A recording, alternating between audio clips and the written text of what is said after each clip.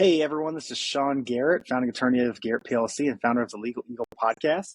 My goal with this podcast, as you know, is not to brain dump complex business law and tax concepts, but instead to highlight some of the entrepreneurs and business leaders in the communities that I serve. I'm licensed to practice law in North Carolina, South Carolina, Illinois, Missouri. So most of the stories you're going to be hearing are going to be coming from Charlotte, Greenville, Chicago, and St. Louis. Today we have Michael Wilson. He is an entrepreneur himself, and he takes phenomenal photographs. Michael and I have crossed paths multiple times, whether it's come to headshots or different networking events. But when I thought about who I was going to bring on the podcast next, I thought it had to be Michael. Michael, thanks for joining us. Of course. Thank you for having me. Yeah. So let's start pretty broad. How'd you get started? So getting started with headshots or just photography in general is I bought a camera just to take pictures of my kids. That's all I wanted to do. Okay. When they were infants, I just wanted to document their life. That was it. So I did that and kind of wore out my welcome being the dad with the camera all the time. Yep. So I wanted to learn how to use my camera more and started reaching out to Instagram bloggers because I knew they needed content. I needed to figure out how to work this camera. And from there, I just started getting requests for headshots. And then I just tried to take it to the next level. I saw it was actually an art instead of just stand there, let me take your photo. Making people look the best is what I like to do. So it just happened. That's awesome. Now I am curious, at what age do the kids stop wanting their photos taken? I've got a 3-year-old and a 3-month-old, so give me some feedback there. So probably around 4. Okay. That's when they started kind of running from the camera. Got it. I was like, put this up and try different things. Solid. Now, most of the listeners and viewers, they may not know your style as well as I do because I've seen it time and time again, whether it's my counterparts, peers, just on LinkedIn. Where did you get your style from? It's distinct. Do you always use the same background? Where did that come from? So my style come from, there's a couple mentors in the headshot world, Peter Hurley and Gary Hughes. Peter Hurley's kind of known for this shoulder up style on a solid background.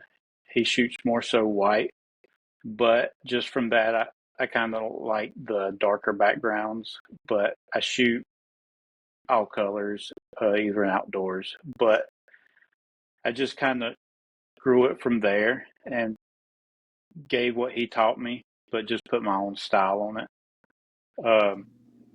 So I just like doing the solid background. I think that puts you 100% priority to the image. Sometimes I see headshots that are too distracting.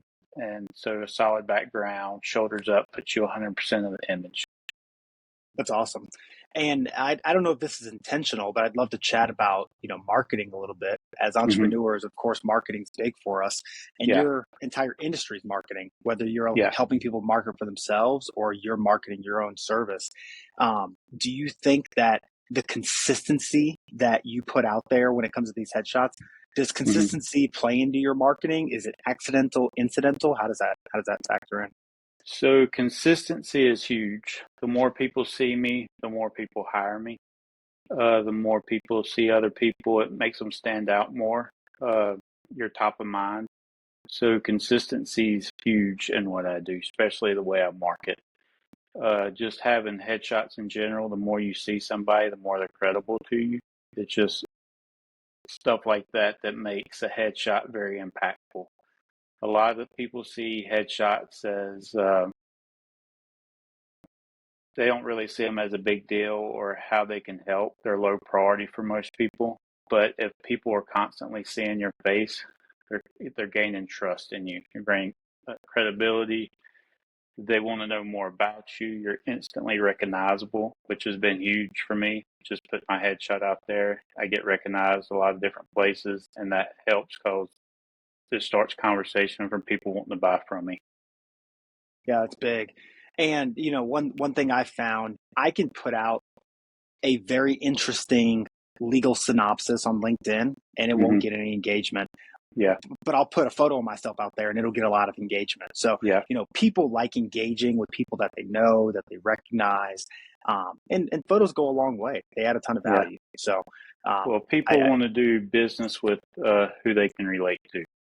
That's big. And so that's a big deal. And representation and just the parts of a headshot that people don't realize that look in the part of wearing a tailored suit, wearing a tie correctly, having a crisp collar.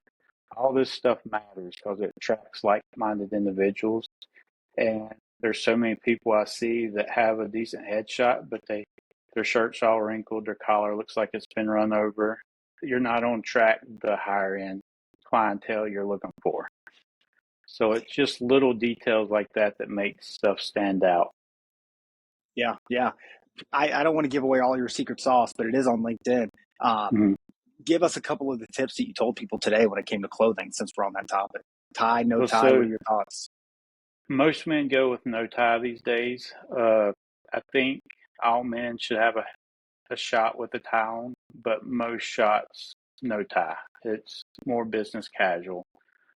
But the far as the fit's the most important thing. The fit is what makes and breaks people. I see there's so many people that come in my studio and their suits are too big, one size too big, and it just makes it unprofessional. So fit's key. Solid colors are huge. Layers are great. Jewelry at a minimum for women. You just don't want too many distracting elements in there. So I just love that. clean, solid colors is kind of the way to go. Yeah. So that's your product. Who's Michael though? What do you do for fun? How did were you always in photography? I've always liked photography. I was never into it though. So Okay. I've Okay. really never owned a camera Yeah. well, my first camera I bought when me and my wife just started dating. I bought it for her. She wanted to learn photography, but it stayed in the closet the whole time. So, That's awesome. been interested in it, but this is when I had kids, this is the time I acted on it. So That's it. Okay. And then yeah, what are some of the things you do for fun on the weekends when you're not when you don't have the iPhone out taking pics? I got you. So I'm real big in dad life. I like doing what my kids like doing. They're all into sports, so Saturdays and weekends are revolved around sports. Just family time. I like hanging out with family. Occasionally Cool. at night, sneak away and get a bourbon, something like that. But I like that. keep it simple. Yeah. Are you from the Carolinas originally? Yes, I grew Okay. up in Shelby, so not too far Yeah, from Charlotte area. of course. They whenever I'm going to Asheville, they've got my favorite Zaxby's Oh yeah. right off Oh, right off the main road. So there oh you go. yeah. Awesome. Well, one of the things I like talking about with my with people that come on the podcast, I'm a big golfer, so that's just Hmm. something that I do day in and day out when I can. I told you I got a 3-year-old and a Yeah. 3-month old, so they a little Yeah. prohibitive, but when I can. But in the golf world, we've got pars, which are okay. You know, everyone's shooting for par. It is what it Yeah. is. But if you want to take it to that next level, you shoot for a birdie, Hmm. 1 under par. If you really want to take it to that next level, though, you shoot for an eagle. Yeah. And that's the name of the Legal Eagle podcast. So what's an eagle look like in your industry? So Eagle is taking a great headshot and seeing the client just use it to the max. I really Mm, get excited when my clients market themselves big time, and either on a magazine cover, your presentation book cover, something like that, or even LinkedIn. I have a few clients that just constantly use my images. That's an eagle for me.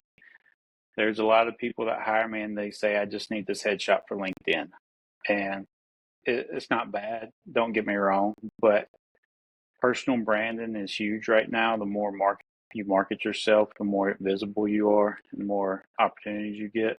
So just having those clients that use my images, to me, that's an eagle in what I do.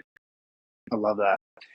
Michael, how can people find you? What's the best medium, whether it's Instagram, LinkedIn, email? What do you prefer?